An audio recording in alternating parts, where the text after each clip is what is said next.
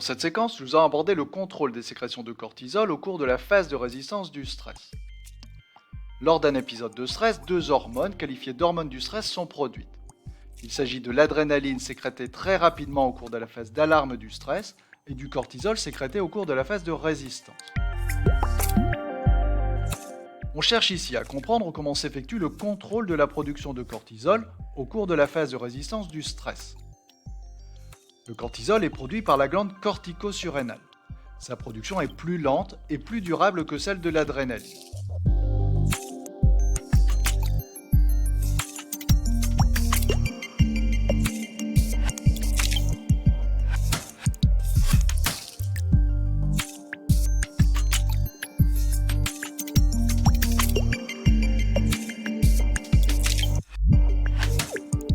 Dans cet ensemble d'expériences, on recherche les structures qui contrôlent la production de cortisol par la glande cortico-surrénale.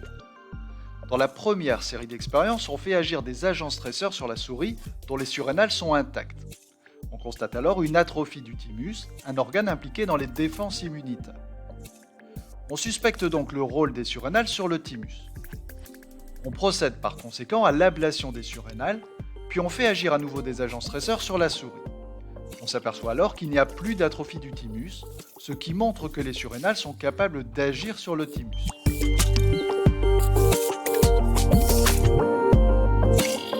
Dans la deuxième série d'expériences, on formule l'hypothèse que l'hypophyse, un organe relié à l'hypothalamus impliqué dans le stress, est capable de contrôler la glande surrénale. On procède donc à l'ablation de l'hypophyse. Pour ces conditions, on peut constater que l'action des agents stresseurs n'entraîne pas d'atrophie du thymus, alors même que les surrénales sont intactes.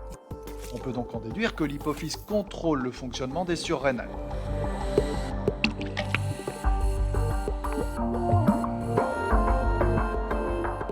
Afin de déterminer comment l'hypophyse contrôle la glande cortico-surrénale, on va ensuite injecter des extraits hypophysaires susceptibles de rétablir les effets de l'hypophyse alors même qu'elle a été enlevée. Dans ces conditions, on constate de nouveau une atrophie du thymus, ce qui montre que des hormones hypophysaires stimulent la cortico-surrénale qui va agir sur le thymus.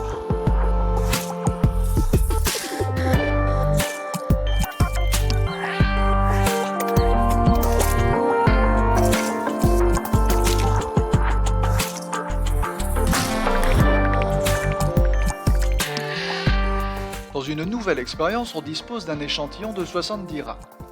La moitié sont mis dans une situation de stress en les immobilisant pendant 1 heure à l'intérieur d'un tube d'où ils ne savent pas s'échapper. L'autre groupe ne subit aucun traitement. On cherche alors à mettre en évidence la relation entre le stress et l'activité du noyau paraventriculaire de l'hypothalamus. On prélève donc l'hypothalamus des rats témoins et stressés, et on réalise des coupes histologiques pour déterminer, grâce à des techniques appropriées, l'activité des neurones du noyau paraventriculaire. On peut constater ici l'activation de très nombreux neurones du noyau paraventriculaire de l'hypothalamus, de jeunes rats âgés de 2 mois, mis dans des conditions de stress par rapport au contrôle non stressé.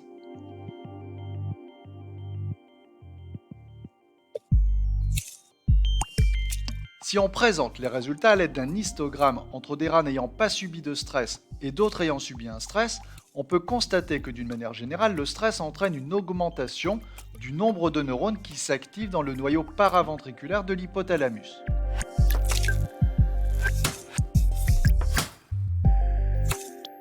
On peut aussi noter le rôle très important joué par l'âge des individus.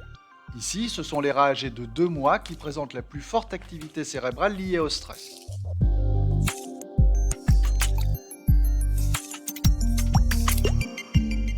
On étudie maintenant les conditions de sécrétion de CRH. Des moutons sont soumis à une phase de stress par présentation d'un chien, un prédateur potentiel du mouton. La concentration de CRH hypothalamique au sein du noyau paraventriculaire et de cortisol sanguin sont mesurées avant, pendant et après le stimulus stressant.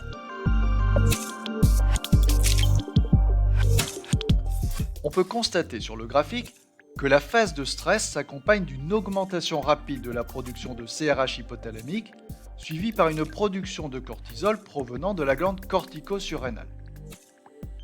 On peut donc affirmer qu'une situation stressante entraîne une activation des neurones du noyau paraventriculaire de l'hypothalamus, ce qui va entraîner une production de CRH à l'origine à son tour d'une production de cortisol.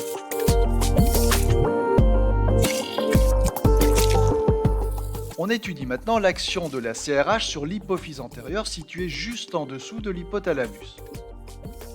On réalise des microperfusions de CRH directement dans l'hypophyse antérieure à des concentrations de plus en plus élevées.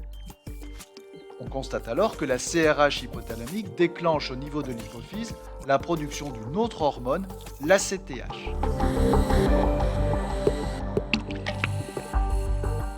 On s'intéresse alors au rôle de l'ACTH et sa relation avec le stress.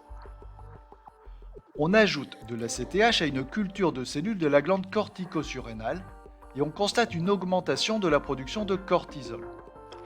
On peut donc en déduire que la production de cortisol implique plusieurs structures nerveuses et endocrines.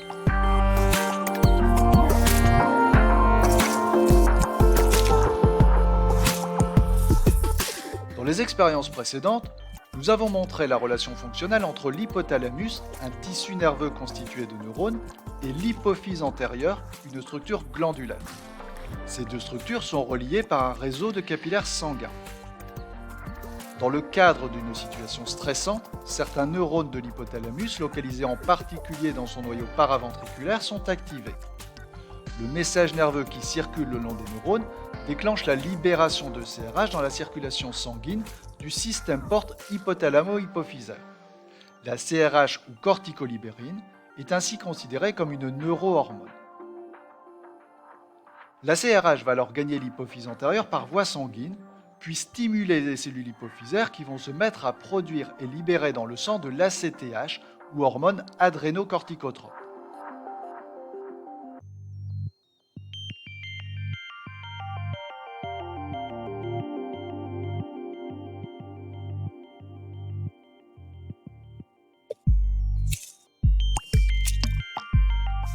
On peut noter que l'activité des neurones de l'hypothalamus est soumise aux stimulations et aux inhibitions venant d'autres zones du cerveau, elles aussi impliquées dans les épisodes de stress.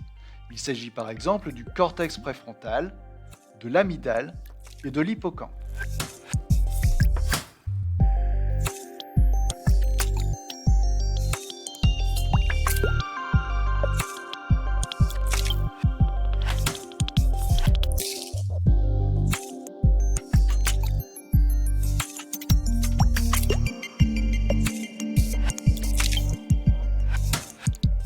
Résumons sur un schéma les étapes qui mènent à la production de cortisol. Certains agents stresseurs agissent sur le cerveau au niveau du système limbique comme l'amygdale ou l'hippocampe, ainsi qu'au niveau de l'hypothalamus, en particulier son noyau paraventriculaire. L'activation du système limbique est responsable instantanément d'une sensation de peur, de stress et d'émotions intenses et brutales. L'activation de l'hypothalamus entraîne aussi la libération de CRH dans le système porte hypothalamo-hypophysaire, ce qui va stimuler l'hypophyse antérieure. Celle-ci va alors libérer de l'ACTH dans la circulation générale, qui va gagner et stimuler la glande cortico-surrénale, qui se met alors à produire du cortisol. Comme on l'a vu dans la séquence précédente, le cortisol entraîne une utilisation du glucose et une inhibition du système immunitaire.